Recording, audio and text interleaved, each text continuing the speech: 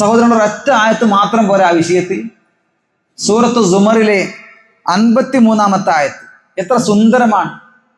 ഖുൽ യാ ഇബാദിയല്ലദീന അസ്റഫു അലാ അൻഫുസിഹിം ലാ തഖ്നതു മിർ റഹ്മത്തില്ലാഹ് ഇന്നല്ലാഹ യഗ്ഫിറു ദുനൂബ ജമീഅ ഇന്നഹു ഹുവൽ ഗഫൂറുർ റഹീം.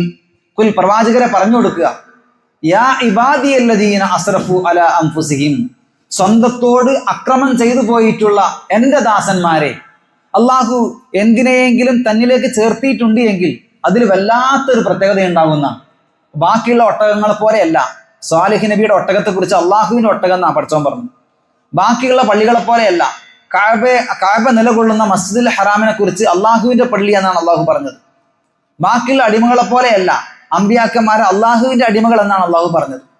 അങ്ങനെ ബാക്കിയുള്ള മാസങ്ങളെ പോലെയല്ല, മുഹറം മാസത്തെ അള്ളാഹുവിൻ്റെ മാസം എന്നാണ് പറഞ്ഞത്, ഷഹൂറുള്ള. അപ്പൊ അള്ളാഹു എന്തിനെയെങ്കിലും തന്നിലേക്ക് ചേർത്തിയിട്ടുണ്ട് എങ്കിൽ അതിൽ വല്ലാത്തൊരു പ്രത്യേകത ഉണ്ടാകുന്ന, ഇതുപോലെ ഈ വിഷയത്തിൽ അള്ളാഹു എൻ്റെ അടിമകളെ എന്ന് എല്ലാ അടിമകളെയും തന്നിലേക്ക് ചേർത്തിയിരിക്കുകയാണ്. ആ അടിമകളുടെ പ്രത്യേകത എന്താ?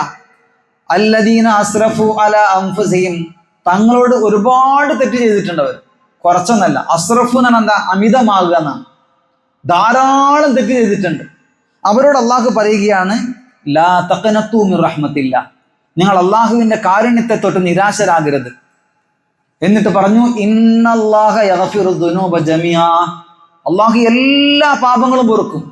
കള്ളുകുടിയാണെങ്കിലും, സ്ത്രീകളുമായി ബന്ധപ്പെട്ട വിഷയമാണെങ്കിലും, സാമ്പത്തികമായിട്ടുള്ള അന്യായങ്ങളാണെങ്കിലും, ഇനി പലിശയാണെങ്കിലും, കൊലപാതകമാണെങ്കിലും, എന്തിന് ശിർക്കാണെങ്കിൽ വരെ പൊറുക്കും. പിന്നെയല്ലേ അള്ളാഹുവിൽ പങ്കു ചേർക്കുന്ന, അള്ളാഹുവിങ്കിൽ നിന്നുള്ള വായുവും വെള്ളവും ജീവിതവും ജീവനും കിട്ടിയിട്ട്, അള്ളാഹുവിങ്കിൽ നിന്നുള്ള ആ മേലായ അനുഗ്രഹങ്ങൾ മുഴുവനും കിട്ടിയിട്ട് പടച്ചവനിലേക്ക് മാത്രം പോകേണ്ട ഇബാദത്തുകൾ പടപ്പുകളിലേക്ക് തിരിച്ചു വിടുന്നതാണല്ലോ ശിർക്ക് എന്ന് പറഞ്ഞാൽ.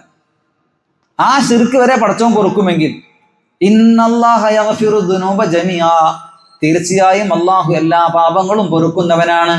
ഇന്നഹു ഹുവൽ ഗഫൂറുർ റഹീം, തീർച്ചയായും അള്ളാഹു ഗഫൂർ, പാപങ്ങളെല്ലാം പൊറുക്കുകയും അത് ഒളിപ്പിച്ചു വെക്കുകയും ചെയ്യും. അർ റഹീം, കരുണാനിധിയുമാകുന്നു.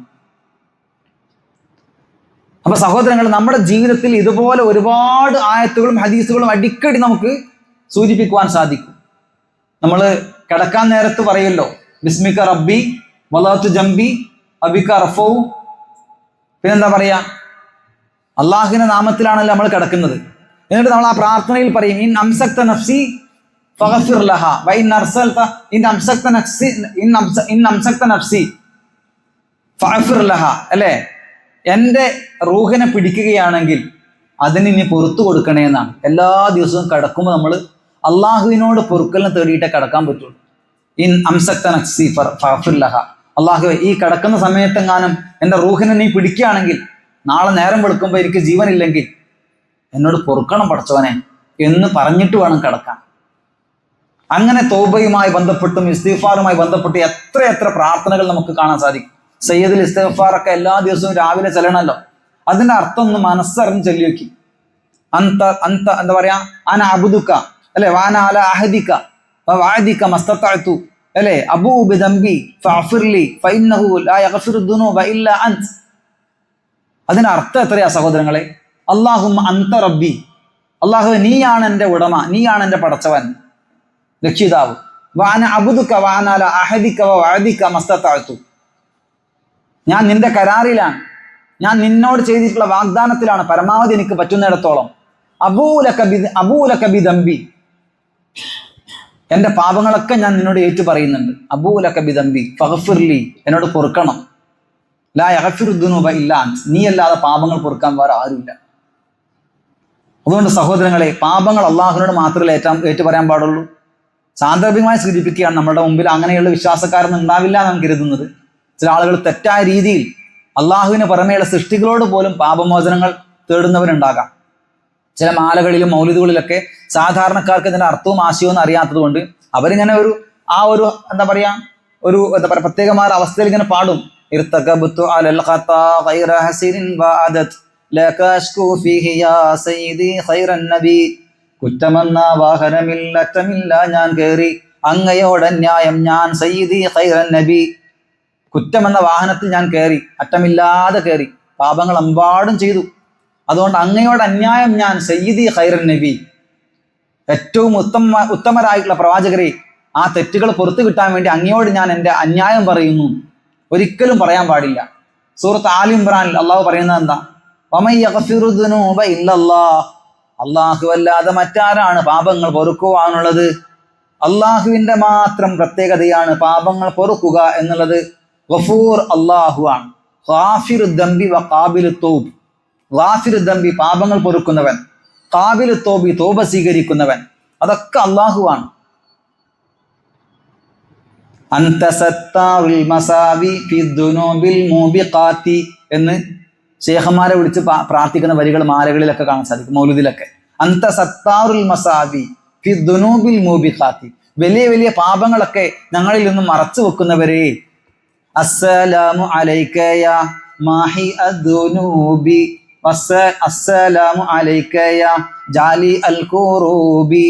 അർത്ഥം ആളുകൾക്ക് അറിയാതെ ഒരു ഈണത്തിൽ ചൊല്ലിപ്പോവുകയാണ്. എന്താ അതിന്റെ അർത്ഥം? പാപങ്ങൾ മായ്ക്കുന്ന പ്രവാചകരെ അങ്ങേക്ക് സലാം ഉണ്ട് എന്നാണ്. പാപങ്ങൾ മായ്ക്കുന്നത് പ്രവാചകരാണോ? ഒരിക്കലല്ല. പ്രവാചകൻ സല്ലല്ലാഹു അലൈഹി വസല്ലം പോലും ഒരു ദിവസം അസ്തഗ്ഫിറുല്ലാ അസ്തഗ്ഫിറുല്ലാ അസ്തഗ്ഫിറുല്ലാ എന്ന് ഒരു തെറ്റും ചെയ്യാഞ്ഞിട്ടും 70 അല്ലെങ്കിൽ 100ഓളം തവണ അള്ളാഹുവിനോട് പാപമോചനത്തിന് വേണ്ടി തേടിയിരുന്നു എന്നാണ്.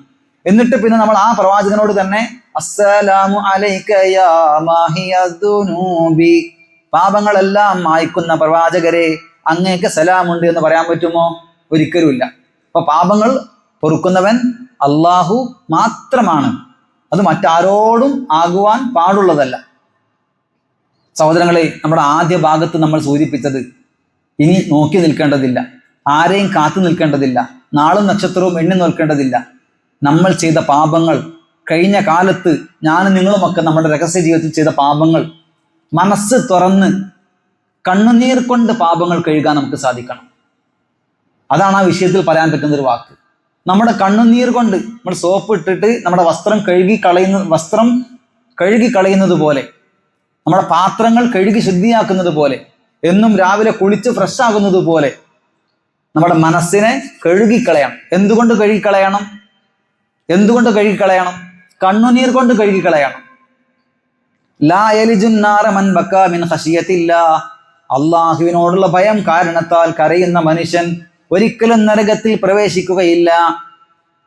ഖാലൻ നബിയുൽ മുസ്തഫ അൻ സബ്അത്തുൻ യുളില്ലുഹുമുല്ലാഹുൽ കരീമു ബിളില്ലിഹി മുഹിബ്ബുൻ അഫീഫുൻ നാശിവൻ മുതസദ്ദിഖുൻ വബാക്കിൻ മുസല്ലിൻ വൽ ഇമാമു ബിഅദ്ലിഹി. അള്ളാഹുവിന്റെ സിംഹാസനത്തിന്റെ തണൽ ലഭിക്കുന്ന 7 വിഭാഗം ആളുകളുണ്ട്.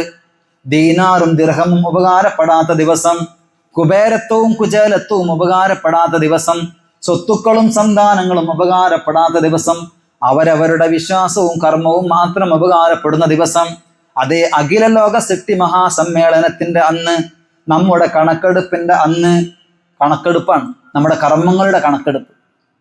അന്ന് എല്ലാവരും വെയിലിലായിരിക്കും, ശക്തമായ പ്രയാസത്തിലായിരിക്കും, ഒക്കെ നമുക്കറിയാം. ആ ശക്തമായ പ്രയാസത്തിൽ വേവത പൂണ്ട് നിൽക്കുന്ന സമയത്ത് 7 വിഭാഗം ആളുകൾക്ക് അള്ളാഹുവിന്റെ വിശാലമായ അനിർവചനീയവും അവാജ്യവുമായ വിശാലതയുള്ള സിംഹാസനത്തിന്റെ തണൽ ലഭിക്കും. അതിലൊരാളാരാ? റജുലുൻ ദക്കറല്ലാഹ ഖാലിയൻ ഫഫാലത്ത് ഐനാഹു, ഒറ്റക്കിരുന്നുകൊണ്ട് അള്ളാഹുവിനെ കുറിച്ച് ആലോചിച്ച് കരയുന്നവനാണ്. ഫഫാലത്ത് ഐനാഹു, തൻ്റെ കണ്ണുകൾ കണ്ണുനീർ കൊണ്ട് ഇങ്ങനെ പൊഴിച്ച് തേങ്ങി കരയുന്ന മനുഷ്യനാണ്. ഖുർആൻ നമ്മളോട് പറഞ്ഞതാ, അഫമിൻ ഹാദൽ ഹദീസി തഅജബൂൻ, ഈ ഖുർആനിലുള്ള കാര്യങ്ങളെ കുറിച്ച് നിങ്ങൾ അത്ഭുതം കൂറുകയാണോ? ഇതൊന്നും സംഭവ്യമല്ല എന്ന് നിങ്ങൾ അത്ഭുതപ്പെടുകയാണോ? എന്നിട്ട് പടച്ചോൻ പറഞ്ഞത് എന്താ? വതൽഹഖൂന വലാ തബ്കൂൻ, നിങ്ങൾ ചിരിക്കുകയും കരയാതിരിക്കുകയും ചെയ്യുകയാണോ? വതൽഹഖൂന വലാ തബ്കൂൻ, നിങ്ങൾ ചിരിക്കുകയും കരയാതിരിക്കുകയും ചെയ്യുകയാണോ? വഅൻതും സാമിദൂൻ, നിങ്ങൾ അശ്രദ്ധയിലായി പോവുകയാണോ?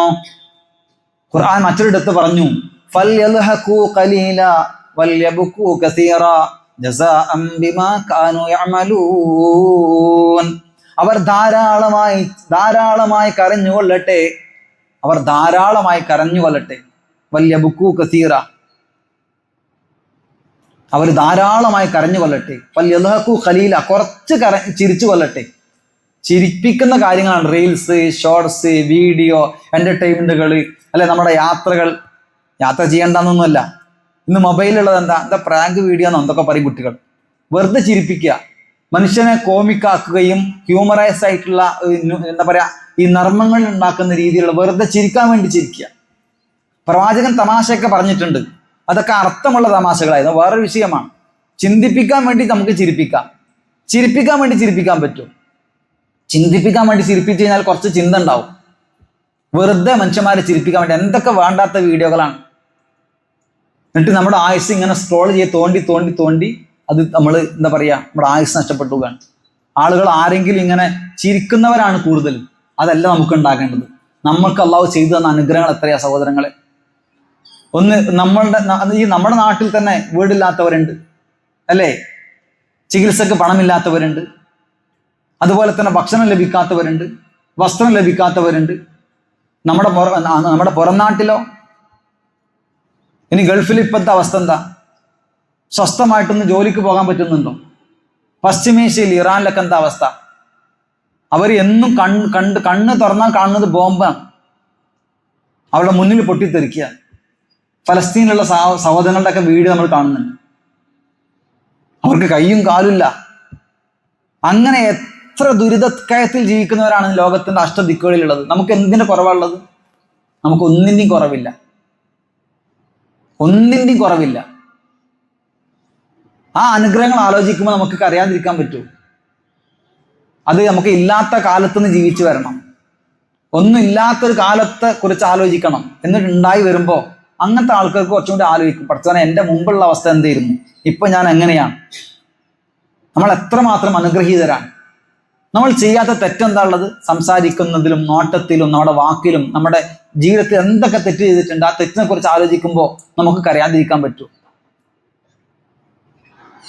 അങ്ങനെ നമ്മളെക്കുറിച്ച് നമ്മൾ തന്നെ അനലൈസ് ചെയ്ത് വിശകലനം നടത്തി നമ്മിലേക്കൊന്ന് ചിന്തിക്കുമ്പോൾ നമുക്ക് കരയാതിരിക്കാൻ പറ്റില്ല. അങ്ങനെ നൊമ്പരപ്പെടുന്ന ഹൃദയവുമായി വിങ്ങിപ്പൊട്ടുന്ന മനസ്സുമായി ഇരു കരങ്ങളും ആകാശത്തിലേക്ക് ഉയർത്തിക്കൊണ്ട് ഗദ്ഗതപ്പെട്ട് നമ്മുടെ കണ്ണുനീർ കൊണ്ട് നമ്മുടെ പാപങ്ങളെ കഴുകിക്കളയുവാൻ ഈ റമദാനിൽ, അതും വിശിഷ്യായി അവസാനത്തെ 10ലേക്ക് പ്രവേശിക്കാൻ നിൽക്കുന്ന ഈ സമയത്ത് നമുക്ക് പറ്റിയിട്ടില്ലെങ്കിൽ പിന്നെ എപ്പോഴാ പറ്റുക? അതുകൊണ്ട് സഹോദരങ്ങളെ, നമുക്ക് മനസ്സ് തുറന്ന് ഒരാളെ കണ്ട് ചിരിക്കാൻ പറ്റണം. മനസ്സ് തുറന്ന് ചിരിക്കാൻ പറ്റണമെങ്കിൽ ഇയാളുടെ മനസ്സ് ഫുൾ ഫ്രീ ഫ്രം ടെൻഷൻ എന്ന് പറയുമല്ലോ. ഒരു ടെൻഷനും ഇല്ല. ചില ആളുകളെ കണ്ടി നമുക്ക് അയാൾക്കൊന്നും ഒരു ടെൻഷനും ഇല്ലാന്ന് തോന്നും. ടെൻഷനൊക്കെ ഉണ്ടാവും, പക്ഷേ അയാൾ പടച്ചവനുമായി ബന്ധപ്പെട്ട വിഷയത്തിൽ അയാൾ ഫുൾ ഹാപ്പി ആയിരിക്കും. അതുകൊണ്ടാണ് മനസ്സ് തുറന്ന് ചിരിക്കാൻ പറ്റുന്നത്. ചില ആളുകളുടെ തൗബ അള്ളാഹു സ്വീകരിക്കുക എന്ന് പറഞ്ഞിട്ടുണ്ട്. ചില ആളുകളുടെ തൗബ അള്ളാഹു സ്വീകരിക്കൂല. അതൊന്നും ആരുതാ? ഹറാമായ മുതൽ തിന്ന് ജീവിക്കുന്ന ആൾക്കാരുടെ തൗബ അള്ളാഹു സ്വീകരിക്കൂല. അവന്റെ പ്രാർത്ഥന സ്വീകരിക്കൂലല്ലോ. മത്അമുഹു ഹറാം, അവന്റെ ഭക്ഷണം ഹറാമിൻ്റെതാണ്. വമസ്റബുഹു ഹറാം, അവന്റെ പാനീയം ഹറാമിൻ്റെതാണ്. വമൽബസുഹു ഹറാം, അവന്റെ വസ്ത്രം ഹറാമിൻ്റെതാണ്. വഗുദിയ ബിൽ ഹറാം, അവൻ ആകെ കൂടി ഹറാമിൽ മുങ്ങിക്കുളിച്ചിരിക്കുകയാണ്. ഫഅന്നാ യുസ്തജാബു ലക്, പിന്നെ എങ്ങനെയാണ് നിനക്ക് ഉത്തരം കിട്ടുക? അല്ലേ? അവൻ ആകാശത്തിലേക്ക് ഇങ്ങനെ കൈ ഉയർത്തി പ്രാർത്ഥിക്കുന്നുണ്ട്. യമുദ്ദു യദൈഹി ഇലസ്സമായി, യാ റബ്ബ് യാ റബ്ബ്, എൻ്റെ പടച്ചവനെ എൻ്റെ പടച്ചവനെ എന്ന് പറഞ്ഞ ആകാശത്തിലേക്ക് കരഞ്ഞ് കൈ ഉയർത്തി പ്രാർത്ഥിക്കുന്നുണ്ട്. പക്ഷേ അയാൾ മുഴുവൻ ഹറാമിലാണ് ജീവിക്കുന്നത്. പിന്നെ എങ്ങനെയാണ് ഉത്തരം കിട്ടുക?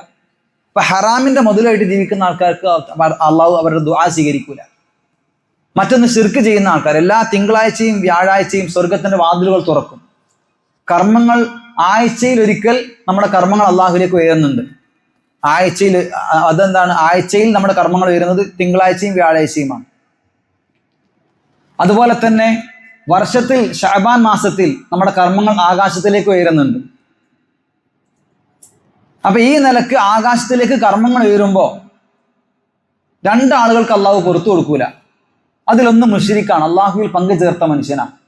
അങ്ങനെ ആരെങ്കിലും ഉണ്ടെങ്കിൽ അള്ളാഹുവിങ്കിൽ നിന്ന് മാത്രം കിട്ടേണ്ട പ്രാർത്ഥന, അള്ളാഹുവിന് മാത്രം കൊടുക്കേണ്ട പ്രാർത്ഥന, നേർച്ച, വഴിപാട്, സത്യം ചെയ്യൽ, അങ്ങനെ എന്തെങ്കിലും കാര്യങ്ങൾ പഠിച്ചവൻ അല്ലാത്ത ആളുകളിലേക്ക് തിരിച്ചു വിടുന്നവർ ആരെങ്കിലും ഉണ്ടെങ്കിൽ, ഇല്ല എന്നാണ് നമ്മളൊക്കെ കരുതുന്നത്. പക്ഷെ എന്നാലും ചിലരെങ്കിലും അറിയാതെ എങ്ങാനും ബദരീങ്ങളെയോടൊക്കെ വിളിച്ച് പ്രാർത്ഥിക്കുന്ന അവസ്ഥ നമുക്ക്, ബദരീങ്ങൾ ആണ്ടിൻ്റെയൊക്കെ പേരിൽ പല ആളുകളും, സാധാരണക്കാരെ കുറ്റം പറഞ്ഞിട്ട് കാര്യമില്ല, അവർക്കറിയില്ല അവരെന്താണ് ഈ പറയുന്നത്. ദാഹം മൗത്തത് കൂട്ടിടും ഇബ്ലീസ് കൂസിനെ കാട്ടിടും നേരം ലഈനവൻ ആട്ടുവാൻ ബദരീങ്ങളെ തുണ റബ്ബന എന്നൊക്കെ ഈണത്തിൽ ഇങ്ങനെ പറയുന്നുണ്ടാവും.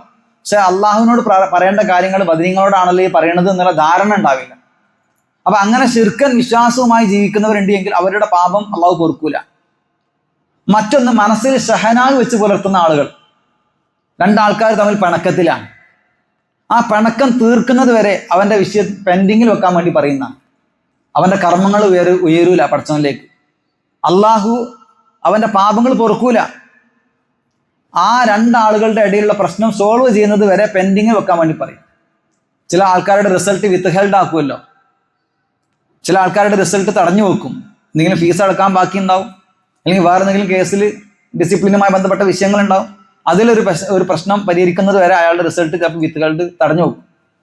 ഇതുപോലെ ഇവർ തമ്മിലുള്ള ആ ഒരു ഇവൻ്റെതായ ഫൈറ്റോ ശണ്ടയോ തെറ്റോ പിണക്കമോ എന്തെങ്കിലും ഉണ്ടെങ്കിൽ അത് അവർ സോൾവ് ചെയ്യുന്നത് വരെ അവരുടെ വിഷയം അവിടെ പെൻഡിങ്ങിൽ വെക്കും. ഒരു മനുഷ്യനോട് നമുക്ക് അസൂയയും വിദ്വേഷം ഉണ്ടാകാൻ പാടില്ല. ഒരു മനുഷ്യനോട് നമ്മളോട് അങ്ങേയറ്റം ദേഷ്യം കാണിച്ചവരായിരിക്കും. നമ്മൾ ഒരു തെറ്റും ചെയ്തിട്ടുണ്ടാവില്ല, പക്ഷെ അവർ നമ്മളോട് ചെയ്ത് തീർത്ത അന്യായമായിരിക്കും.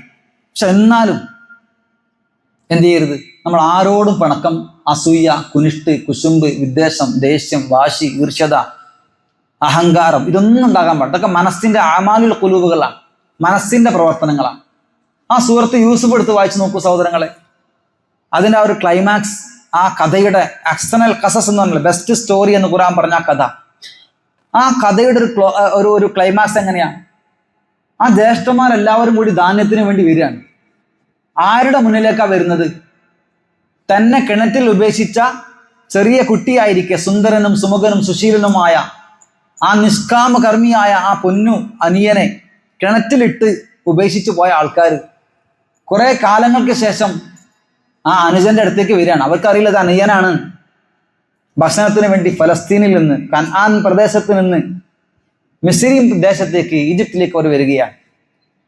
പക്ഷേ യൂസുഫ് നബിക്ക് അവരെ തിരിച്ചറിഞ്ഞു. പല രീതിയിലും തിരിച്ചറിയാമല്ലോ. ഈജിപ്തുകാരുടെ അറബിയല്ല, അവരുടെ ഭാഷയല്ല ഫലസ്തീനിലെ അറബി. അതുപോലെ തന്നെ ആർക്കും ചിലപ്പോൾ ചില ആൾക്കാരെ തിരിച്ചറിയില്ലെങ്കിലും ചില ആൾക്കാർക്ക് പെട്ടെന്ന് തിരിച്ചറിയാൻ പറ്റും. അവസാനം അവർ ചോദിക്കുക, നീ ഞങ്ങളുടെ അനുജൻ യൂസുഫാണോ? യൂസുഫ് നബി പറഞ്ഞു, അതെ. നിങ്ങൾ ആ കിണറിൽ ഉപേക്ഷിച്ച് കിണറ്റിലിട്ട് എറിഞ്ഞു പോയ യൂസുഫില്ലേ, നിങ്ങളുടെ അനിയൻ, ആ യൂസുഫാണ് ഞാൻ. അപ്പോൾ അവർ പറയാം, ഞങ്ങളോട് പൊറുക്കണമെന്ന്. അപ്പോൾ യൂസുഫ് നബി പറഞ്ഞില്ല, ആ തസ്രീഫ്, ഇന്ന് നിങ്ങൾക്കെതിരിൽ ഒരു ആക്ഷേപവുമില്ല, എല്ലാം ഞാൻ പുറത്തു തന്നിരിക്കുന്നു, എല്ലാം ഞാൻ വിട്ടുവീഴ്ച ചെയ്ത് തന്നിരിക്കുന്നു, മാപ്പാക്കിയിരിക്കുന്നു. നമ്മളാരും കിണറ്റിൽ എറിഞ്ഞിട്ടൊന്നുമില്ലല്ലോ. നമ്മളെ ആരും അങ്ങനെ ഒരു അത്ര ക്രൂരമായ ഒരു കാര്യങ്ങൾ ചെയ്തിട്ടുണ്ടോ? ഇല്ല. അള്ളാഹു വരെ ശിർക്ക് വരെ പൊറുക്കുമെങ്കിൽ നമുക്കെന്താ പുറത്തു കൊടുക്കാൻ പറ്റാത്തത്? മിസ്തഹ് അലി അള്ളാഹുവിന്റെ ചരിത്രം നമുക്കറിയില്ലേ? അബൂബക്കർ സിദ്ദീഖ് അലി അള്ളാഹുവിന്റെ ചെലവിൽ കഴിഞ്ഞിരുന്ന അബൂബക്കർ സിദ്ദീഖ് അലി അള്ളാഹുവിന്റെ അകന്ന ബന്ധുവായിരുന്നു ആര്? മിസ്തഹ് അലി അള്ളാഹുൻ. പക്ഷെ സ്വന്തം മകളായ ആയിഷ അലി അള്ളാഹുനഹയെ കുറിച്ച് മുനാഫിക്കുകൾ വ്യഭിചാരാരോപണം നടത്തി. അബ്ദുല്ലാഹിബിൻ സബൈന്റെ നേതൃത്വത്തിലാണ് ആ വ്യഭിചാരാരോപണവും മറ്റൊക്കെ നടന്നത്. സഫ്വാൻ അലി അള്ളാഹുനുവിലേക്ക് ചേർത്തിക്കൊണ്ട് ഒരു യുദ്ധത്തിന്റെ പശ്ചാത്തലത്തിൽ ഉറങ്ങിപ്പോയി. നമുക്ക് അറിയാം കഥ. ഉറങ്ങിപ്പോയപ്പോൾ അവസാനം ആളുകൾ ഒരാളുടെ എണ്ണം കുറവ്. പോയി നോക്കുമ്പോൾ ആയിഷ അലി അള്ളാഹുനോടെ ഉറങ്ങുകയാണ്. അവർ ഹിജാബിലായിരുന്നു. ഉറക്കെ സലാം പറഞ്ഞു. അവർ ഉണർന്നു. ആ മഞ്ചയിൽ എന്താ പറയുക, ആ ഒട്ടകക്കട്ടിലേക്ക് കയറാൻ പറഞ്ഞു. അങ്ങനെ അവരെ ഒട്ടകട്ടിൽ കയറ്റി അവർ കൊണ്ടുവന്നു. സഫ്വാൻ അള്ളാഹു കൊണ്ടുവന്നു. പക്ഷേ ആളുകൾ ഇത് കാണുകയാണ്. അങ്ങനെ സഫ്വാനെയും ആയിഷ അലിനെയും കൂട്ടിയിട്ട് മുനാഫിക്കങ്ങൾ വ്യഭിചാരാരോപണം നടത്തി. ഇല്ലാത്ത കഥകൾ പറഞ്ഞു. സ്വന്തം മോളെക്കുറിച്ച്, ഇപ്പം നമ്മുടെ മോളെക്കുറിച്ച് ആരെങ്കിലും നാട്ടിൽ ഇങ്ങനെ ഒരു വ്യഭിചാരാരോപണം പറഞ്ഞാൽ അപ്പം നമ്മുടെ മനസ്സ് എങ്ങനെ ഉണ്ടാവും? അവരെ നമുക്ക് എന്താ പറയുക, ശക്തമായ പ്രതികാരദാഹം ഉണ്ടാവും അല്ലേ? ആ പ്രതികാരദാഹം ഈമാനിൽ അമ്പിയാക്കന്മാർ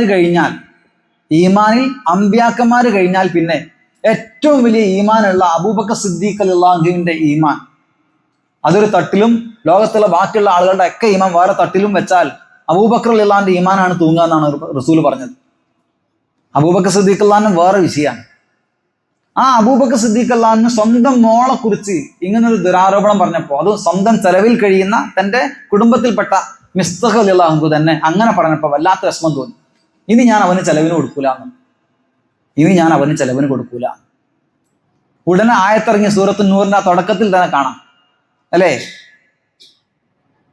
അള്ളാഹു നിങ്ങൾക്ക് പുറത്തു തരാതിരിക്കുന്നതിന് നിങ്ങൾ ഇഷ്ടപ്പെടുന്നുണ്ടോ? അലാ തുഹിബ്ബു അൻ തസ്തഗ്ഫിറു അല്ലേ, അള്ളാഹു നിങ്ങൾക്ക് പുറത്തു തരുന്നത് നിങ്ങൾ ഇഷ്ടപ്പെടുന്നില്ലേ?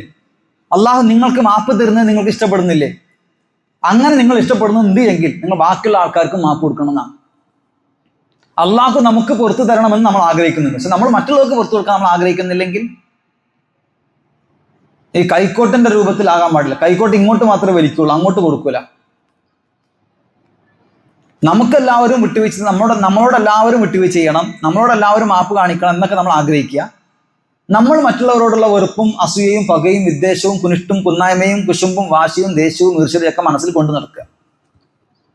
അങ്ങനെയുള്ള ആളുകളുടെ തൗബ അള്ളാഹു സ്വീകരിക്കൂല, ആ പിണക്കം തീർക്കുന്നത് വരെ. ലാ യഹില്ലു ലി മുസ്ലിമിൻ അൻ യഹ്ജുറ അഖാഹു ഫൗഖ സലാസ്. 3 ദിവസത്തേക്കാൾ കൂടുതൽ ഒരു വിശ്വാസിയായിട്ട് തെറ്റി നിൽക്കാൻ പാടില്ല. ആദർശത്തിന്റെ വിഷയത്തിൽ ആണെങ്കിൽ ഓക്കെ. എന്താ പറയാ, സഅദ് ബിൻ അബി വഖാസ് അള്ളാന്റെ ഉമ്മ പറഞ്ഞല്ലോ, നീ ആ ഇസ്ലാമിൽ നിന്ന് തിരിച്ച് മടങ്ങി വരുന്നത് വരെ ഞാൻ ഭക്ഷണം കഴിക്കൂല എന്ന് പറഞ്ഞു. ഞാൻ ഭക്ഷണം കഴിക്കൂല, നീ ആ ഇസ്ലാം ഉപേക്ഷിച്ച് വരുന്നത് വരെ ഉമ്മ ഭക്ഷണം കഴിക്കൂല. സാധുവാന്ന് പറഞ്ഞ് നിങ്ങൾ അങ്ങനെ ഭക്ഷണം കഴിക്കാതെ വെള്ളം കുടിക്കാതെ പട്ടിണിയും പരിവട്ടവും പൈതാഹവുമായി ഇഞ്ചിഞ്ച് മരിച്ചാലും ശരി, ആദർശത്തിൽ നിന്ന് 1 ഇഞ്ച് പുറകോട്ട് പോകാൻ എനിക്ക് സാധിക്കില്ല ഉമ്മ എന്ന് പറഞ്ഞു. ആദർശത്തിന്റെ വിഷയത്തിൽ വിട്ടുവീഴ്ച ചെയ്യാൻ പറ്റില്ല. ബാക്കി എല്ലാ വിഷയങ്ങളും നമ്മൾ എന്ത് ചെയ്യണം? വിട്ടുവീഴ്ച ചെയ്യണം, മാപ്പാക്കണം. അള്ളാഹു നമ്മെ അനുഗ്രഹിക്കുമാറാവട്ടെ. അങ്ങനെയുള്ള ആളുകളുടെ തൗബയാണ് അള്ളാഹു സ്വീകരിക്കാൻ. നമുക്ക് എത്ര മാതൃകയുണ്ട് ഈ വിഷയത്തിൽ. മായിസ് ബിൻ മാലിക് അൽ അസ്ലമി റളിയല്ലാഹു അൻഹുവിന്റെ ആ ചരിത്രം നമ്മളെല്ലാവരും കേട്ടോ. നമ്മൾ ഒരു 15 മിനിറ്റ് കൂടി കഴിഞ്ഞാൽ നമ്മൾ ക്ലാസ് അവസാനിപ്പിക്കാം. മായിസ് റളിയല്ലാഹു റസൂലിന്റെ അടുത്ത് പറഞ്ഞാൽ എന്താ? ഇന്നി ഖദ് ലലംതു നഫ്സി യാ റസൂലല്ലാഹ്, ഞാൻ എന്നോട് തന്നെ അക്രമം പ്രവർത്തിച്ചു റസൂലേ. യാ റസൂലല്ലാഹ് ഇന്നി ഖദ് ലലംതു നഫ്സി സനൈതു, ഞാൻ എന്നോട് തന്നെ അക്രമം പ്രവർത്തിച്ച് വ്യഭിചരിച്ചു പോയി റസൂലേ. അതുകൊണ്ട് എന്ത് വേണം? വ ഇന്നി ഉരീദു അൻ തുതഹിറനി, എന്നെ ശുദ്ധീകരിക്കണം. വ്യഭിചരിച്ചു കഴിഞ്ഞാൽ ഹദ് നടപ്പിലാക്കണം എന്നാണല്ലോ. ഇസ്ലാമിക ഗവൺമെന്റ് ഉള്ളയിടത്ത് ഒരാൾ താൻ ചെയ്ത വ്യഭിചാരം പരസ്യമാക്കി കഴിഞ്ഞാൽ ഇസ്ലാമിക ഗവൺമെന്റിന് അയാളെ എന്ത് ചെയ്യാൻ പറ്റും? ഇസ്ലാമിക ശിക്ഷ നടപ്പിലാക്കാൻ പറ്റും. എറിഞ്ഞു കൊല്ലുക എന്നുള്ളതാണ് ഇസ്ലാമികമായ ശിക്ഷ വ്യഭിചാരത്തിന്റെ. അങ്ങനെ എൻ്റെ തെറ്റ്, ആ വ്യഭിചാരത്തിന്റെ തെറ്റ് എന്നെ എറിഞ്ഞു കൊന്നിട്ട് ഈ ദുനിയാവിൽ തീർക്കണം. അള്ളാന്റെ മുമ്പിൽ ചെല്ലുമ്പോൾ എൻ്റെ പാപങ്ങളൊക്കെ കഴുകിക്കളയുന്നൊരവസ്ഥ എനിക്കുണ്ടാകണം. അതുകൊണ്ട് എൻ്റെ മേൽ ആ ഹദ്, ഇസ്ലാമികമായ ശിക്ഷ, എറിഞ്ഞു കൊല്ലുക എന്ന് പറയുന്നത് നടപ്പിലാക്കണം റസൂലെ. ഇതിന് ഹദീസ് കൂടുതൽ വിശദീകരിക്കുന്നില്ല. റസൂൽ പറഞ്ഞു, നിനക്ക് ചിലപ്പോ തെറ്റ് പറ്റിയിട്ടുണ്ടാവില്ല, നിനക്ക് തോന്നിയതായിരിക്കാം. അല്ല റസൂലെ, ഞാൻ ചെയ്തിട്ടുണ്ട് റസൂലെ. നീ ചുംബിച്ചതായിരിക്കാമടാ. അല്ല റസൂലെ, ഞാൻ വ്യഭിചരിച്ചിട്ട് തന്നെയുണ്ട്. നീ കണ്ണുകൊണ്ട് ഇങ്ങനെ വെറുതെ ചിലപ്പോ ഒന്ന് നോക്കിയതായിരിക്കാം. എനിക്ക് അങ്ങനെ, ഞാൻ ഉറപ്പായിട്ട് ഞാൻ വ്യഭിചരിച്ചിട്ടുണ്ട് റസൂലെ. എന്നിട്ട് റസൂല് അദ്ദേഹത്തോട് പോയി, എന്നാ അള്ളാഹുനോട് ഇസ്തിഗ്ഫാർ തേടിക്കോ എന്നൊക്കെ പറഞ്ഞു എറിഞ്ഞു കൊല്ലാതിരിക്കാൻ വേണ്ടി മാക്സിമം ശ്രമിച്ചു. എന്നിട്ടും അയാൾ വീണ്ടും വീണ്ടും വരികയാണ്. അപ്പൊ റസൂൽ ചോദിക്കുകയാണ്, ഇദ്ദേഹത്തിന് ബുദ്ധി അതഅലമുന ബി അഖ്ലിഹി ബഅസൻ, ഇദ്ദേഹത്തിന് ബുദ്ധിയിൽ വല്ല തകരാറുണ്ടോ? തുൻകിറൂന മിൻഹു ഷൈഅ, നിങ്ങൾ ഇഷ്ടപ്പെടാത്ത എന്തെങ്കിലും മൈനസ് ആയിട്ട് എന്തെങ്കിലും കാര്യമാക്കുണ്ടോ? റിമാർക്കായിട്ട് വല്ലതും ഉണ്ടോ? സ്വഹാബികൾ പറഞ്ഞു, ഇദ്ദേഹത്തിന് അങ്ങനെ ഒരു മോശപ്പെട്ട നെഗറ്റീവായുള്ള കാര്യങ്ങളൊന്നും ഉണ്ടെന്ന് ഞങ്ങൾക്ക് തോന്നുന്നില്ല. എന്നിട്ട് വീണ്ടും വരികയാണ്. അപ്പൊ റസൂൽ ചോദിക്കുക, ഇദ്ദേഹം മദ്യപിച്ചിട്ടുണ്ടോ? അപ്പോൾ സ്വഹാബികൾ പറഞ്ഞു, ഇദ്ദേഹം മദ്യപിച്ചതായിട്ട് ഞങ്ങൾക്ക് തോന്നുന്നില്ല, ഇദ്ദേഹം മദ്യപിച്ചിട്ടില്ല. 4ാമതും വരുമ്പോഴാണ് റസൂൽ പറഞ്ഞത്, അമറ ബിഹി ഫറുജിമ. 4ാമതും അയാൾ വന്ന് പറയാ, എന്നെ ശുദ്ധീകരിക്കുക റസൂലെ, എന്നെ എറിഞ്ഞു കൊല്ലണം, എന്നെ പാപങ്ങൾ ഇവിടെ തീർക്കണം. അള്ളാന്റെ മുമ്പിൽ പോകുമ്പോൾ ഒരു തെറ്റുകാരനായിട്ട് പോകാൻ വയ്യ റസൂലെ. അങ്ങനെയാണ് അദ്ദേഹത്തെ എറിഞ്ഞു കൊല്ലാൻ കൽപ്പിക്കുന്നത്. അങ്ങനെ എറിഞ്ഞു കൊന്നിട്ട് റസൂൽ സല്ലല്ലാഹു അലൈഹി വസല്ലം പറഞ്ഞു, ഇസ്തഗ്ഫിർ ലി മായിസ് ബിൻ മാലിക്, മായിസ് ബിൻ മാലിക്കിന് വേണ്ടി നിങ്ങൾ അള്ളാഹിനോട് നിങ്ങൾ പാപമോചനത്തിന് വേണ്ടി പ്രാർത്ഥിക്കണം. അപ്പൊ സ്വഹാബികൾക്ക് ഒരു സംശയം, അദ്ദേഹത്തിന് വേണ്ടി പാപമോചനം നടത്തി കഴിഞ്ഞാൽ പടച്ചോൻ സ്വീകരിക്കുമോ? അദ്ദേഹം ഒരു വ്യഭിചാരിയല്ലേ? റസൂൽ പറഞ്ഞു, നിങ്ങൾ ഈ ഇരിക്കുന്ന ഒരു ജനതയുടെ പാപമോചനവും അദ്ദേഹത്തിന്റെ തൗബയും വെച്ച് കഴിഞ്ഞാൽ അദ്ദേഹത്തിന്റെ തൗബ വില കൂടുന്ന, അദ്ദേഹത്തിന്റെ തൗബയായിരിക്കും മുന്തി നിൽക്കുക. അതെന്താ? അത്രമാത്രം നിഷ്കളങ്കമായ ഒരു തൗബയാണ്. ഇത് കേൾക്കാത്തവരല്ലല്ലോ നമ്മൾ. മറ്റൊരു സംഭവം എന്താ, റാമിദിയ ഗോത്രത്തിൽപ്പെട്ട ഒരു പെണ്ണ് റസൂലിന്റെ അടുക്കലേക്ക് വന്നിട്ട് ഇതുപോലെ പറയുകയാണ്, ഇന്നി ഖദ് സനൈതു ഫതഖിർനി യാ റസൂലല്ലാഹ്, തീർച്ചയായും ഞാൻ വ്യഭിചരിച്ചിരിക്കുന്നു, എന്നെ ശുദ്ധീകരിക്കണം. അപ്പൊ റസൂൽ പറഞ്ഞു, നീ പോയിക്കോ. നീ രക്ഷിതാവിനെ വിളിച്ചു തിരിച്ചു കൊണ്ടാക്കാൻ പറഞ്ഞു. അപ്പൊ ആ സ്ത്രീ പറയാ, അന്ന് മായിസനെ മടക്കിയതുപോലെ എന്നെയും മടക്കുകയാണോ? വഇന്നി ലഹുബുല, ഞാൻ ഗർഭിണിയാണ് റസൂലെ, എനിക്ക് തെളിവുണ്ട്, ഞാൻ വ്യഭിചരിച്ചു എന്നുള്ളതിന് തെളിവുണ്ട്, ഞാൻ ഗർഭിണിയാണ്. അവർ പോകുന്നില്ല. പ്രവാചകൻ പറഞ്ഞു, എന്നാ പിന്നെ പ്രസവിക്കുന്നത് വരെ, ആ കുഞ്ഞിനെ പ്രസവിക്കുന്നത് വരെ നീ പോ. അവർ പോയി.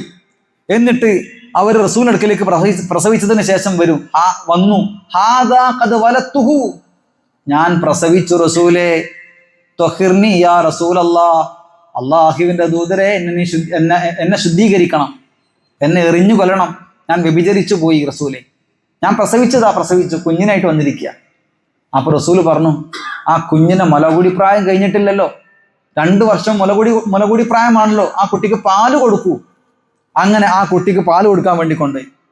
എന്നിട്ട് പാല് കുടി കഴിഞ്ഞതിന് ശേഷം ആ കുഞ്ഞിനെയുമായിട്ട് വന്നു.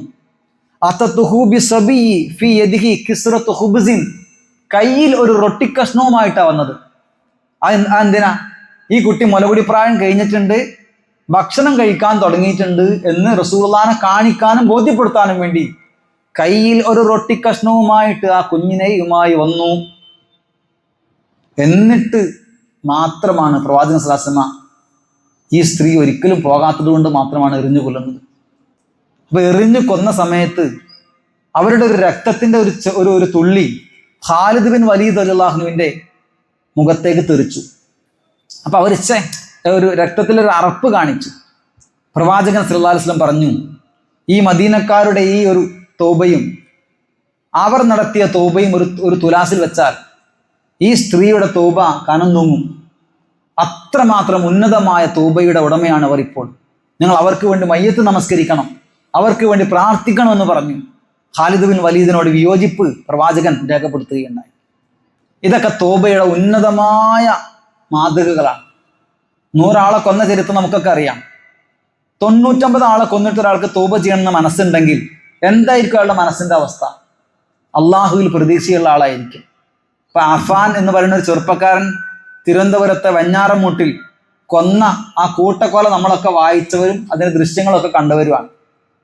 ആരെയാണ് അഫാൻ എന്ന് പറഞ്ഞ ചെറുപ്പക്കാരൻ? 21 വയസ്സുള്ളൂ. ഇരുമ്പ് കരിമ്പാക്കാൻ പറ്റിയ പ്രായമാണ്. എന്തിനും കൊന്ന ഒരു അരോഗ ദൃഢഗാത്രനായ ആരോഗ്യമുള്ളൊരു സമയത്ത് ആ ഒരു ചെറുപ്പക്കാരൻ ആരെയാ കൊന്നത്? ഒന്ന് ഉമ്മാനെയാണ്. പക്ഷെ ഉമ്മ നിലത്ത് വീണു രക്തം പൊടിയുന്നത് കണ്ടപ്പോ ഉമ്മ മരിച്ചു എന്ന് കരുതിയിട്ടാണ് ഉമ്മാനെ ഉപേക്ഷിച്ചത്. ഉമ്മ മരിച്ചു എന്ന് കരുതിയിട്ടാണ് പോയത്. പിന്നെ ആരെയാ കൊന്നത്? സ്വന്തം അനുജനെ. അത് അത്ര നിഷ്കളങ്കനായ 15 വയസ്സ് മാത്രം പ്രായമുള്ള ഒരു അനുജനെയാണ് കൊന്നത്.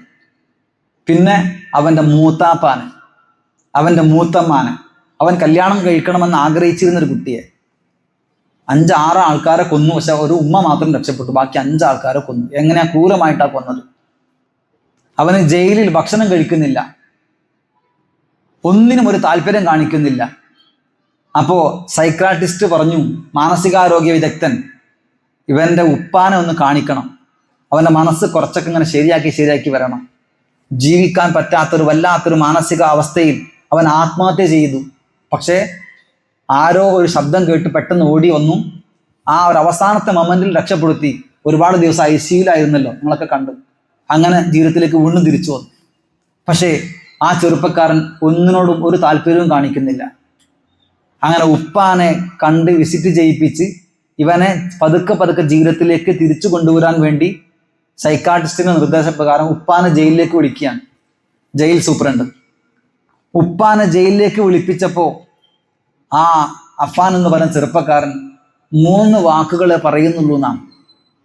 അവൻ കൊന്ന അവന്റെ ആ മൂത്താപ്പിയെയും അനുജനെയും അതുപോലെ തന്നെ മൂത്തമ്മയെയും അവരുടെ പേരുകൾ ഇങ്ങനെ ആവർത്തിച്ച് പറഞ്ഞുകൊണ്ടേയിരിക്കുകയാണ്.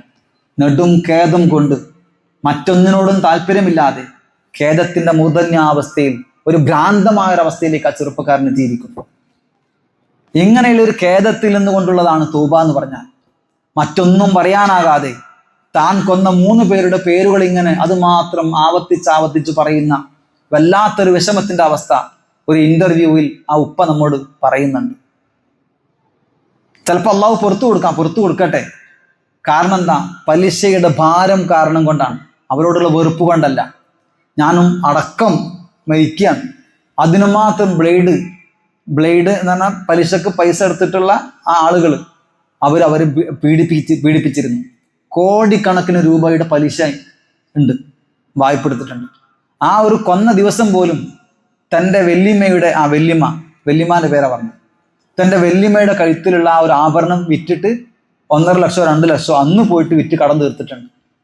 അത്രമാത്രം കടത്തിൻ്റെ ആ ബ്ലേഡിൻ്റെ ആൾക്കാർ വിളിച്ചിട്ട് ശല്യം ചെയ്യാൻ, അയാളുടെ വീട് പോലും ജപ്തിയിലാണ്.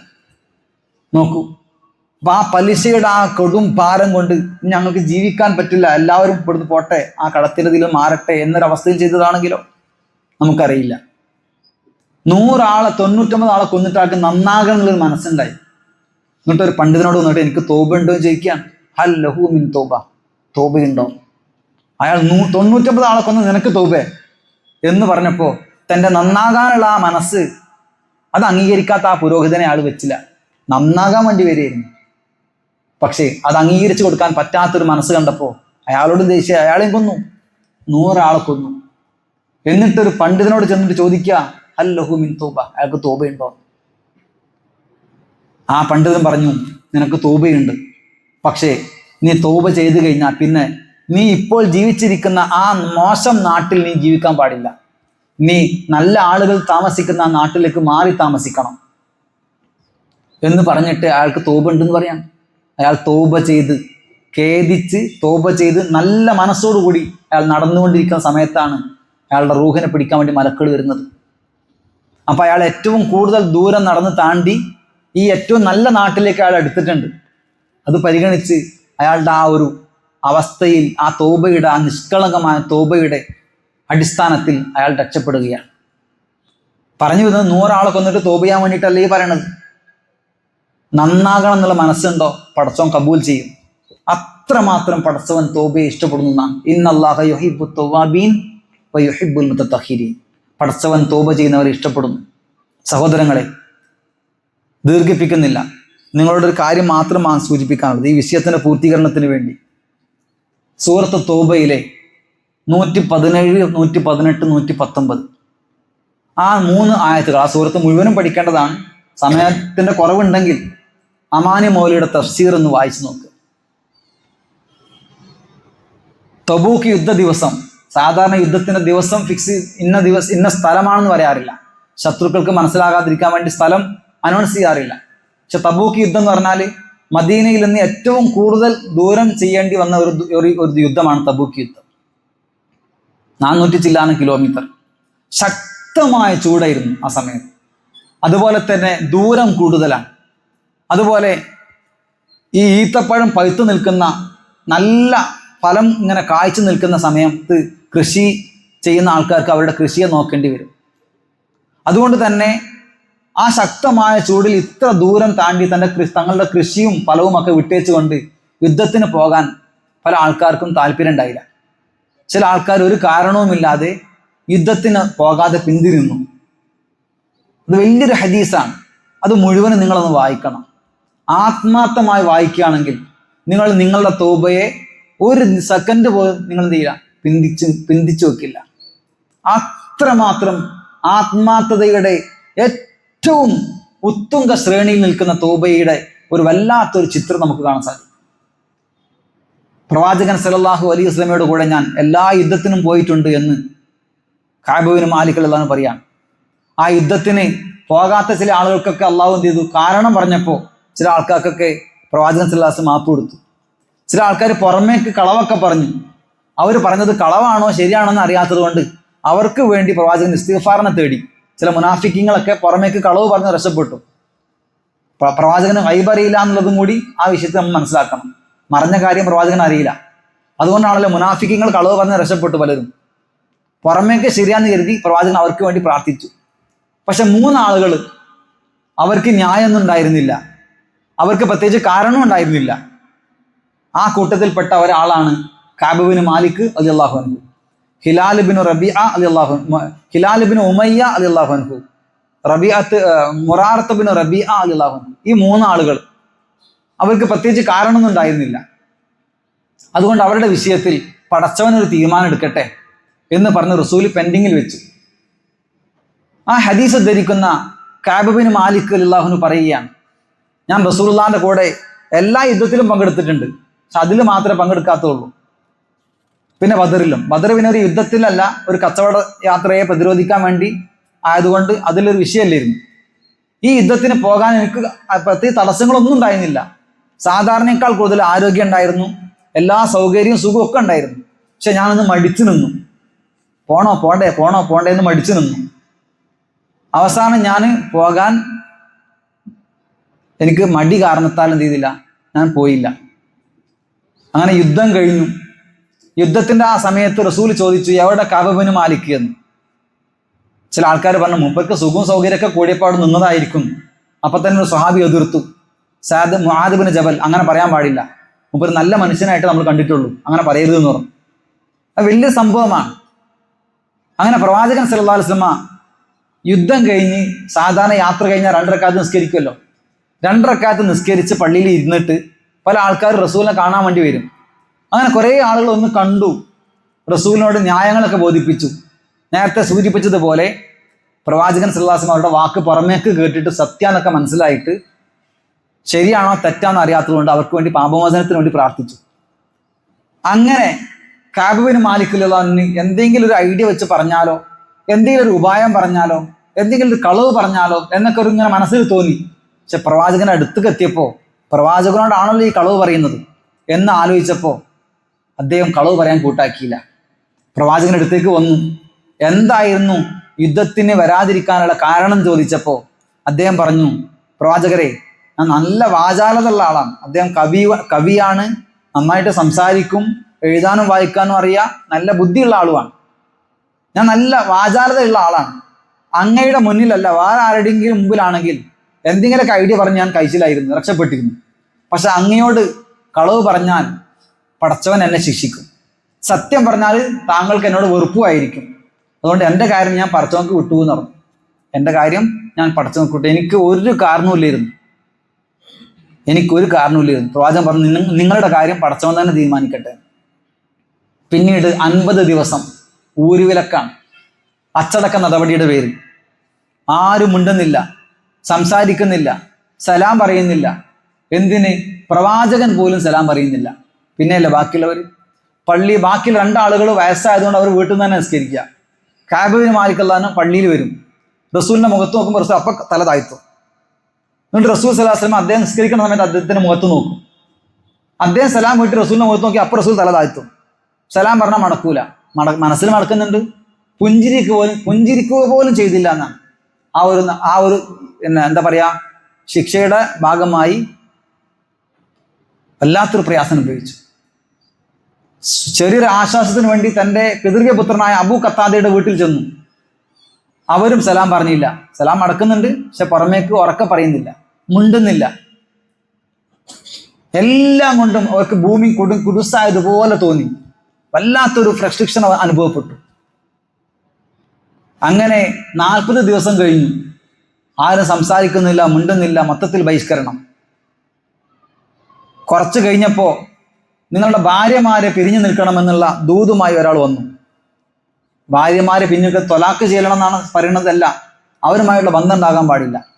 കഅബ് ബിൻ മാലിക് റളിയല്ലാഹു അൻഹു ഭാര്യയോട് വീട്ടിൽ പോകാൻ പറഞ്ഞു. കൂട്ടത്തിൽ പ്രായമായ ഒരാളാണ് Hilal bin Umayya. Hilal bin ഉമയ്യയുടെ ഭാര്യ റസൂലിന്റെ അടുത്ത് പറഞ്ഞു, അദ്ദേഹത്തിന് വയസ്സായിക്കണം, അദ്ദേഹത്തിന് ഭൃത്യവേല ചെയ്യാൻ വേറെ ആരുമില്ല, ഞാൻ മൂപ്പർക്ക് വയ്യ, ശുശ്രൂഷിക്കാൻ വേണ്ടി മൂപ്പരുടെ കൂടെ നിൽക്കട്ടെ. അപ്പോൾ പ്രവാചകൻ പറഞ്ഞു, അതും ഓക്കെ, പക്ഷെ മറ്റ് ശാരീരിക ബന്ധങ്ങളും മറ്റൊന്നും പാടില്ല. അത് റസൂൽ, മൂപ്പർക്ക് വയസ്സായിക്കണം, അങ്ങനത്തെ ഒരു ചിന്ത മൂപ്പർക്കില്ല. മൂപ്പർ ഈ ഒരു ടെൻഷനിൽ ആകെ വിഷമിച്ചിരിക്കുകയാണ്. അങ്ങനെ സ്വന്തം ഭാര്യയോട് പോലും വീട്ടിൽ പോകാൻ പറഞ്ഞു. അവർ അനുഭവിച്ച ഒരു പ്രയാസം ആലോചിച്ച് നോക്കൂ. ആ സമയത്ത് സിറിയ ഭരിക്കുന്ന ഗസാനിയ രാജാക്കന്മാരുടെ ഒരു ദൂതൻ അങ്ങാടിയിൽ കഅബ എന്ന് പറഞ്ഞ് അന്വേഷിച്ചു വന്നു. ആളുകൾ എന്നെ കാണിച്ചു കൊടുത്തു. അങ്ങനെ അദ്ദേഹം എൻ്റെ കയ്യിൽ ഒരു കത്ത് തന്നു. ആ കത്ത് വായിച്ചു നോക്കുമ്പോൾ ഗസ്സാനിയ രാജാക്കന്മാരുടെ ഓഫറാണ്. നിങ്ങൾ എന്തിനാ അത്ര ഇടങ്ങാറായിട്ട് നിൽക്കണത്? ഞങ്ങളെ നാട്ടിലേക്ക് വന്നോളൂ, എല്ലാ സുഖവും സൗകര്യവും ഞങ്ങൾ തരാം, നിങ്ങളുടെ മുമ്പിൽ ഭൂമി എത്ര ഇടുങ്ങിയതൊന്നല്ല, നിങ്ങൾ ഇങ്ങോട്ട് പോരൂ എന്ന് പറഞ്ഞ വല്ലാത്തൊരു ഓഫറാണ്, ഇതൊരു പരീക്ഷണമാണെന്ന് പറഞ്ഞ് അദ്ദേഹം ആ ഒരു കത്ത് പിടിച്ച് ചുരുട്ടി അടുപ്പിലേക്ക് ഇട്ടു. എന്നിട്ട് 50 ദിവസം കഴിഞ്ഞപ്പോൾ സൽ മലയുടെ മുകളിൽ നിന്ന് ഒരാൾ വിളിച്ചു പറഞ്ഞു, നിങ്ങൾക്ക് അള്ളാഹു, നിങ്ങളുടെ തൗബ അള്ളാഹു സ്വീകരിച്ചിരിക്കുന്നു എന്നുള്ള ആ ആയത്തിറങ്ങി. ഈ സന്തോഷം അറിയിക്കാൻ വേണ്ടി കുതിരപ്പുറത്ത് ഒരാൾ കാബിന്റെ അടുക്കിലേക്ക് വന്നു, ഒരാൾ ഓടിയിട്ടും വന്നു. അദ്ദേഹം സന്തോഷം കൊണ്ട് അദ്ദേഹത്തിന്റെ മേൽക്കുപ്പായം, അവരങ്ങനെയാണ്, സമാധാനത്തിന് ദൂതുമായി വരികയാണെങ്കിൽ ആ മേൽക്കുപ്പായം ഊരി കൊടുക്കും. ആ സമാധാനത്തിന് ദൂതുമായി വന്ന ആൾക്ക് അദ്ദേഹത്തിന്റെ മേൽക്കുപ്പായം 2 ഊരി കൊടുത്തു. അദ്ദേഹം പറയാണ്, എനിക്ക് അതല്ലാത്ത വേറൊരു ഡ്രസ്സിലിരുന്നു, എനിക്ക് ആകെയുള്ള ഡ്രസ്സ് അതായിരുന്നു. ഞാൻ എന്നിട്ട് റസൂലിന്റെ അടുക്കലേക്ക് എൻ്റെ തൗബ അള്ളാഹു സ്വീകരിച്ചിരിക്കുന്നു എന്ന വാർത്ത കേട്ടപ്പോൾ വേറെ ഒരാളോട് വായ്പ, ഞാൻ അവസാനിപ്പിക്കുകയാണ്, വേറെ ഒരാളോട് വായ്പ മേടിച്ചിട്ട് ഞാൻ റസൂലിന്റെ അടുക്കലേക്ക് ചെന്നു. എന്നിട്ട് അള്ളാഹു എൻ്റെ തൗബ സ്വീകരിച്ചിരിക്കുന്നു എന്ന വിവരം പ്രവാചകൻ എന്നെ അറിയിച്ചു. ആ സന്തോഷം കൊണ്ട് ഞാൻ പറഞ്ഞു, പ്രവാചകരെ, എൻ്റെ സ്വത്ത് മുഴുവനും ആ ഒരു നന്ദിക്ക് വേണ്ടി ഞാൻ ദാനം ചെയ്യാൻ പോവുക. പ്രവാചകൻ പറഞ്ഞു, നിങ്ങളുടെ കുടുംബത്തിന് വേണ്ടി നിങ്ങൾ കുറച്ച് സ്വത്ത് അവിടെ ബാക്കി വെക്കണം. അതിന് എനിക്കൊരു ഈത്തപ്പഴത്തിൻ്റെ തോട്ടമുണ്ടല്ലോ, അത് മതി. ബാക്കി എല്ലാ സ്വത്തും എൻ്റെ തൗബ അള്ളാഹു സ്വീകരിച്ച കാരണത്താൽ ദീനിന് വേണ്ടി ഞാൻ ഇതാ ചെലവഴിക്കാൻ പോവുകയാണ്. എന്നിട്ട് അദ്ദേഹം ഒരു വാക്ക് പറഞ്ഞു, ഇനി മേലിൽ ഒരാളോട് പോലും ഞാൻ കളവ് പറയുകയില്ല, ഇനി മേലിൽ ഒരാളോട് പോലും ഞാൻ കളവ് പറയുകയില്ല. സഹോദരങ്ങളെ, ആ ഒരു ആയത്താണ് സൂറത്ത് തൗബയിലെ 119 ആയത്ത്. യാ അയ്യുഹല്ലദീന ആമനു തഖുല്ലാഹ വകൂനൂ മഅസ് സാദിഖീൻ. ഓ സത്യവിശ്വാസികളെ, നിങ്ങൾ അള്ളാഹുവിനെ സൂക്ഷിക്കണം, സത്യം പറയുന്നവരോടൊപ്പം നിങ്ങൾ ആകണം. ഒരു തെറ്റ് സംഭവിച്ചു അല്ലേ, ന്യായമല്ലാതെ യുദ്ധത്തിന് പോകാതിരുന്നു. പക്ഷേ പ്രവാചകനോട് കളവ് പറഞ്ഞില്ല. കളവ് പറഞ്ഞെങ്കിൽ അദ്ദേഹത്തിന് കുടുംബക്കാരൊക്കെ വന്ന് പറയുന്നുണ്ട്, കളവ് പറഞ്ഞുകൊണ്ടിരുന്നോ, രക്ഷപ്പെടൂലിരുന്നോ, എന്തെങ്കിലുമൊക്കെ ന്യായം പറഞ്ഞുകൊണ്ടിരുന്നോ, ഉതിർ പറഞ്ഞുകൊണ്ടിരുന്നോ എന്നൊക്കെ പറയുന്നുണ്ട്. പക്ഷെ അദ്ദേഹം കളവ് പറയാൻ തയ്യാറായില്ല. താൻ ചെയ്ത ആ ഒരു തെറ്റ്, യുദ്ധത്തിന് പോകാതിരുന്ന ആ തെറ്റ് അള്ളാഹു പുറത്തു തരുന്നത് വരെ എല്ലാ പ്രയാസങ്ങളും സഹിച്ചു, ആത്മാർത്ഥമായി തൗബ ചെയ്തു. അള്ളാഹു ആ തൗബ സ്വീകരിച്ചു. ഇതാണ് എനിക്ക് പറയാനുള്ളത്. തൗബ സ്വീകരിച്ച ആയിരിക്കും അയാൾ പിന്നെ നന്മ ചെയ്യാൻ തുടങ്ങും. എൻ്റെ ഭാഗത്ത് വന്ന വീഴ്ചകൾ അള്ളാഹു പുറത്തു തരാൻ വേണ്ടി അയാൾ നന്മ ചെയ്തുകൊണ്ടേയിരിക്കും. അതാണ് അദ്ദേഹത്തിന്റെ സ്വത്ത് മുഴുവനും അയാൾ ദീനിന് വേണ്ടിയിട്ട് ചെലവഴിക്കാൻ തയ്യാറാണ്. അതെന്തുകൊണ്ടാ? ചെയ്ത തൗബ ആത്മാർത്ഥമായിരുന്നു.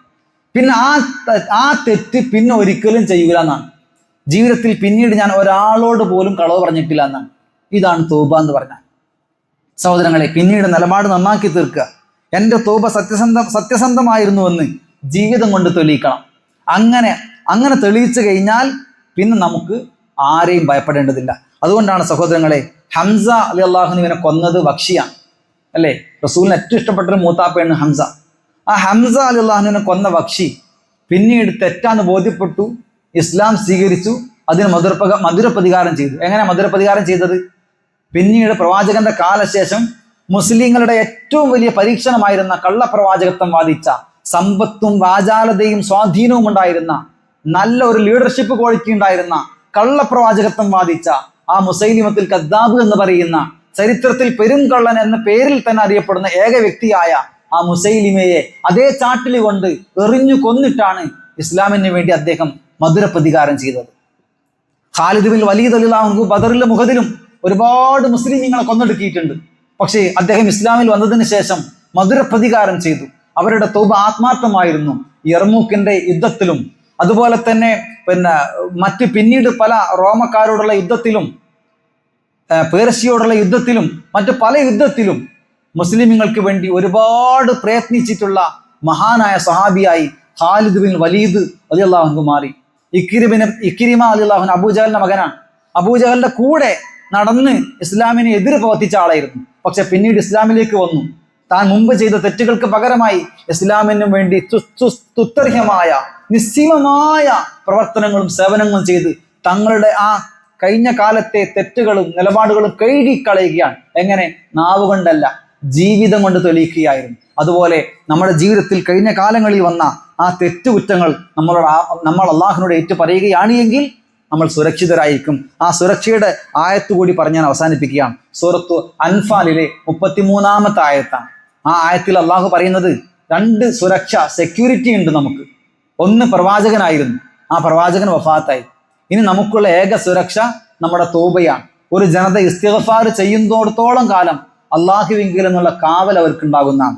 വമാ കാനല്ലാഹു ലിയുഅദ്ദിബഹും വഅൻത ഫീഹിം വമാ കാനല്ലാഹു മുഅദ്ദിബഹും വഹും യസ്തഗ്ഫിറൂൻ. വമാ കാനല്ലാഹു ലിയുഅദ്ദിബഹും വഅൻത ഫീഹിം. പ്രവാചകരെ അങ്ങ് അവരുടെ കൂടെ ഉണ്ടായിരിക്കെ അവരെ അള്ളാഹു ഒരിക്കലും ശിക്ഷിക്കുകയില്ല. വമാ കാനല്ലാഹു ലിയുഅദ്ദിബഹും വഅൻത ഫീഹിം. അങ്ങ് അവരുടെ കൂടെ ഉണ്ടായിരിക്കെ അള്ളാഹു അവരെ ഒരിക്കലും ശിക്ഷിക്കുകയില്ല. വമാ കാനല്ലാഹു മുഅദ്ദിബഹും. അള്ളാഹു അവരെ ഒരിക്കലും ശിക്ഷിക്കുകയില്ല. വഹും യസ്തഗ്ഫിറൂൻ. അവർ അള്ളാഹുവിലേക്ക് ആത്മാർത്ഥമായി പാപമോചനത്തിന് വേണ്ടി തേടുന്നിടത്തോളം കാലം അള്ളാഹു അവരെ ഒരിക്കലും ശിക്ഷിക്കുകയില്ല. 2 സുരക്ഷയുണ്ട്. അബൂ മൂസൽ അശ്അരി റളിയല്ലാഹു അൻഹു പറയുകയാണ്, ഈ ഉമ്മത്ത് മുഹമ്മദിന്, നബി സല്ലല്ലാഹു അലൈഹി വസല്ലമയുടെ സമുദായത്തിന് 2 സെക്യൂരിറ്റി ഉണ്ട്. അതിലൊരു സെക്യൂരിറ്റി പ്രവാചകനായിരുന്നു. ആ പ്രവാചകൻ വഫാത്തായി. ഇനി ആ ഒരു സുരക്ഷ നമുക്കില്ല. ഇനി മറ്റൊരു സുരക്ഷയാണുള്ളത്. അതെന്താണ്? പാപമോചനം. ആ പാപമോചനത്തിന്റെ കോട്ട നമ്മുടെ മനസ്സിനകത്ത് ചുറ്റും തീർത്തു കഴിഞ്ഞാൽ മാത്രമേ അള്ളാഹുവിങ്കിൽ നിന്നുമുള്ള കഠോരവും ദുസ്സഹപൂർണവുമായ ശിക്ഷ ഇഹത്തിലും പരത്തിലും നമ്മെ ബാധിക്കാതിരിക്കുകയുള്ളൂ. അതുകൊണ്ട് സഹോദരങ്ങളെ, ഇനി ആരെയും കാത്തിരിക്കാതെ ഈ പുണ്യമാക്കപ്പെട്ട ദിനരാത്രങ്ങളിൽ നമ്മുടെ തൊട്ടപ്പുറത്ത് മറ്റുള്ളവരൊക്കെ ഉറങ്ങിക്കിടക്കുമ്പോഴും ആരോരും അറിയാതെ, മറ്റാരെയും കാണിക്കാതെ അള്ളാഹുവിനെ മാത്രം ബോധ്യപ്പെടുത്തുവാൻ വേണ്ടി നമ്മുടെ പാപങ്ങളെ അള്ളാഹുവിനോട് ഏറ്റുപറഞ്ഞ് മനസ്സിനെ ശുദ്ധീകരിക്കുവാൻ പറ്റുന്ന തവ്വാബീങ്ങളിൽ, മുസ്തഗ്ഫിരീങ്ങളിൽ നമ്മൾ ഓരോരുത്തരും ഉൾപ്പെടുക. അള്ളാഹു സുബ്ഹാനഹു വ തആല അങ്ങനെ അള്ളാഹുവിലേക്ക് പശ്ചാത്തപിച്ച് മടങ്ങുന്ന തവ്വാബീങ്ങളിൽ, മുസ്തഗ്ഫിരീങ്ങളിൽ അള്ളാഹു നമ്മെ എല്ലാവരെയും ഉൾപ്പെടുത്തി അനുഗ്രഹിക്കുമാറാകട്ടെ. ഒരുപാട് വിഷമങ്ങളും പ്രയാസങ്ങളും ഉള്ളവരാണ് നമ്മൾ ഓരോരുത്തരും. നമ്മുടെ എല്ലാവരുടെയും അവസ്ഥാന്തരങ്ങൾ അറിയുന്ന സൂക്ഷ്മജ്ഞാനിയായ അള്ളാഹുവേ, നീ ഞങ്ങളുടെ എല്ലാവരുടെയും വിഷമങ്ങളെ നീ ദൂരീകരിക്കണം റഹ്മാനെ. ഞങ്ങൾ ചെയ്തിട്ടുള്ള തെറ്റുകൾ ആത്മാർത്ഥമായി നിന്നോട് മാനസാന്തരപ്പെട്ട് പശ്ചാത്തപിച്ച് മടങ്ങുന്ന പശ്ചാത്താപ മനസ്കരിൽ അള്ളാഹു നമ്മെ ഉൾപ്പെടുത്തി അനുഗ്രഹിക്കുമാറാകട്ടെ. അള്ളാഹുവേ, ഇതുപോലെ നിന്റെ ജന്നാത്തിൽ ഫിർദൗസിൽ ഞങ്ങൾ ഒരുമിച്ച് കൂട്ടുകയും കത്തിയാളുന്ന നരകശിക്ഷയിൽ നിന്ന് ഞങ്ങളെ കാത്തിരക്ഷിക്കുകയും ചെയ്യണം റഹ്മാനെ. ഒരുപാട് ആളുകൾ ഞങ്ങളുടെ കൂടെ ഉണ്ടായിരുന്നു. പലരും ഇന്ന് ബർസഖി ലോകത്താണ്. ഞങ്ങളിൽ നിന്ന് മരണപ്പെട്ടു പോയ മുഅ്മിനീങ്ങൾക്ക് നീ മഗ്ഫിറത്തും മർഹമത്തും പ്രദാനം ചെയ്യണം റഹ്മാനെ. ഈ പള്ളിയും സംവിധാനവും സൗകര്യങ്ങളും എല്ലാം ഒരുക്കുന്ന സഹോദരങ്ങൾക്ക് അള്ളാഹുവെ ജീവിതത്തിൽ എല്ലാവിധ ഖൈറും ബർക്കത്തും ഏറ്റി വർദ്ധിപ്പിച്ചു തരണം റഹ്മാനെ. ഈ പള്ളിക്കൊക്കെ വേണ്ടി ചെയ്യുന്ന ഖിദ്മകൾ നിങ്ങളുടെ കൂടെ ഒരു കൊല്ലം അനുഭവിച്ച ഒരു വ്യക്തി കൂടിയാണ് ഞാൻ. അത് ആ ഒരു അനുഭവത്തിന്റെ കൂടി അടിസ്ഥാനത്തിലാണ് അവർക്ക് വേണ്ടിയൊക്കെ ആത്മാർത്ഥമായി പ്രാർത്ഥിക്കുന്നത്. അള്ളാഹു അവരിൽ നിന്നും ഇതെല്ലാം കബൂൽ ചെയ്ത് അനുഗ്രഹിക്കുമാറാകട്ടെ. വിശാലമായ സമ്പത്തുണ്ടായിട്ടും അതൊന്നും ദീനി മാർഗത്തിൽ ചെലവഴിക്കാൻ മനസ്സ് കാണിക്കാത്ത പലരുമുണ്ട് ലോകത്ത്. എന്നാൽ തങ്ങൾക്ക് നൽകിയ ആ ശരീരവും സമ്പത്തും അധ്വാനവുമെല്ലാം ദീനി മാർഗത്തിൽ ഉപയോഗപ്പെടുത്തുവാൻ സാധിക്കുക എന്നുള്ളത് എല്ലാവർക്കും വലിയ ഭാഗ്യമാണ്. അങ്ങനെ എല്ലാവരും ഈ ഒരു വിഷയത്തിൽ, പള്ളിയുടെ വിഷയത്തിൽ സഹകരിക്കുന്നുണ്ട്. എല്ലാവരിൽ നിന്നും അള്ളാഹു കബൂൽ ചെയ്യുമാറാകട്ടെ. എല്ലാ ദിവസവും നോമ്പ് തുറപ്പിക്കുന്ന ആളുകൾക്ക് വേണ്ടി, പ്രത്യേകിച്ച് ഈ സ്പെഷ്യൽ നോമ്പ് തുറക്ക് വേണ്ടിയിട്ടൊക്കെ പണം മുടക്കിയിട്ടുള്ള ഒരുപാട് ആളുകളുണ്ട്. അവർ നോമ്പ് നോറ്റ കൂലിയോടൊപ്പം മറ്റീ കണ്ട ആളുകളെ മുഴുവൻ നോമ്പ് തുറപ്പിച്ച കൂലി കൂടി അള്ളാഹുവെ നീ അവർക്ക് പ്രതിഫലമായി നൽകണമേ റഹ്മാനെ. അവരുടെ ജീവിതത്തിൽ എല്ലാവിധ ഖൈറും ബർക്കത്തും ഏറ്റി വർദ്ധിപ്പിച്ചു തരണമേ റഹ്മാനെ. അതുപോലെ മുത്തുക്കാന്റെ കുഞ്ഞിപ്പ അസുഖബാധിതനായി കുറെ ചികിത്സയുമായി ബന്ധപ്പെട്ടാണ് എന്ന് പറഞ്ഞു. ഇപ്പോഴും അദ്ദേഹം ഹോസ്പിറ്റലിലാണ് എന്ന് പറഞ്ഞു. അദ്ദേഹത്തിന്റെ അസുഖം അള്ളാഹു പരിപൂർണമായ ശിഫ നൽകി അനുഗ്രഹിക്കുമാറാകട്ടെ. ആജിലുമായ പരിപൂർണ ശമനം അവരുടെ ആ കുഞ്ഞിപ്പാക്ക് അള്ളാഹു നൽകി അനുഗ്രഹിക്കുമാറാകട്ടെ. ഇതുപോലെ നമ്മുടെയൊക്കെ അറിവിൽ ഒരുപാട് രോഗികളുണ്ട്. ഈ പള്ളിയിൽ വരുന്നവരിൽ തന്നെ പലരും രോഗികളാണ്. അവരുടെയൊക്കെ രോഗം അള്ളാഹു പരിപൂർണ ശിഫ നൽകി നമുക്ക് എല്ലാവർക്കും ആഫിയത്ത് അള്ളാഹു പ്രദാനം ചെയ്ത് അനുഗ്രഹിക്കുമാറാകട്ടെ. എല്ലാവരും പരസ്പരം അങ്ങോട്ടും ഇങ്ങോട്ടൊക്കെ ദുആ വസിയത്തുകളിൽ ഉൾപ്പെടുത്തുക. അള്ളാഹു സുബ്ഹാനഹു വ തആല നമ്മെ എല്ലാവരെയും ഇഹത്തിലും പരത്തിലും അനുഗ്രഹിക്കുമാറാകട്ടെ. അതുപോലെ തന്നെ ഒരു കാര്യം സൂചിപ്പിക്കാനുള്ളത്, പെരുന്നാളിന് ഡ്രസ്സൊന്നും മേടിക്കാൻ സാധിക്കാത്ത ദരിദ്ര കുടുംബത്തിൽപ്പെട്ട ഒരുപാട് ആളുകൾ നമ്മുടെ ചുറ്റിലുമൊക്കെ ഉണ്ട്. അങ്ങനെ നമ്മുടെ നാട്ടിലും പെരുന്നാൾ ഡ്രസ്സൊന്നും മേടിക്കാൻ സാധിക്കാത്ത, സാഹചര്യങ്ങളില്ലാത്ത, പുറമേക്ക് കാണുമ്പോൾ ചിലപ്പോൾ നല്ല വീടും വാഹനവും സൗകര്യങ്ങളൊക്കെ ഉണ്ടാവും, പക്ഷെ ഉള്ളിലെ അവസ്ഥ നമുക്കറിയില്ല. അതുകൊണ്ട് അങ്ങനെയുള്ള ആളുകൾക്കൊക്കെ അവരെ കണ്ടെത്തി അത്തരം ആളുകളുടെ കുട്ടികൾക്ക് പെരുന്നാൾ ഡ്രസ്സ് മേടിച്ചു കൊടുക്കുന്ന കുട്ടികളുടെ ഒരു സംരംഭമാണ് ഈദ് കിസ്വ എന്ന് പറയുന്നത്. ഒരു കുട്ടിക്ക് പെരുന്നാൾ ഡ്രസ്സിന് 1300 രൂപയാണ്. ആ 1300 രൂപയൊക്കെ നൽകി പെരുന്നാൾ ഡ്രസ്സ് മേടിക്കുന്ന ആ ഒരു സംരംഭത്തിലേക്ക് സഹകരിക്കാൻ പറ്റുന്നവരുണ്ട് എങ്കിൽ നമ്മുടെ ഉമ്മർഖാന്റെ മകൻ നിഹാലുമായി നിങ്ങൾ ബന്ധപ്പെടണമെന്ന് കൂടി അറിയിക്കുകയാണ്. ഇനി 1300 കൊടുക്കാൻ പറ്റിയിട്ടില്ലെങ്കിൽ നിങ്ങൾക്ക് എത്രയാണോ ആ വിഷയത്തിൽ ചെലവഴിക്കാൻ പറ്റുന്നത് അത്ര ചെലവഴിച്ചിട്ടെങ്കിലും ആ വിഷയത്തിലൊക്കെ നിങ്ങൾ എന്ത് ചെയ്യുക, ഭാഗവാക്കാവുക. ദീനീപരമായ കാര്യങ്ങൾക്ക് വേണ്ടി പള്ളി, മദ്രസ, നമ്മുടെ ദഅവത്ത്, നമ്മുടെ സംരംഭങ്ങൾ, അർഹർ, വിധവകൾ, ദരിദ്രർ, കഷ്ടപ്പെടുന്നവർ, അനാഥകൾ, അങ്ങനെ സമൂഹത്തിലെ അർഹരായ ആളുകളുടെ വിഷയത്തിൽ എപ്പോഴും ശ്രദ്ധയുണ്ടാകണം. അല്ലാഹു സുബ്ഹാനഹു വ തആല നമ്മുടെ അവസ്ഥകൾ ഏറ്റവും നന്നാക്കി തീർമാറാകട്ടെ. മറ്റുള്ളവരോട് ദയയുള്ള കാരുണ്യമുള്ള ആളുകളുടെ കൂട്ടത്തിൽ അള്ളാഹു ഉൾപ്പെടുത്താൻ അനുഗ്രഹിക്കുമാറാകട്ടെ.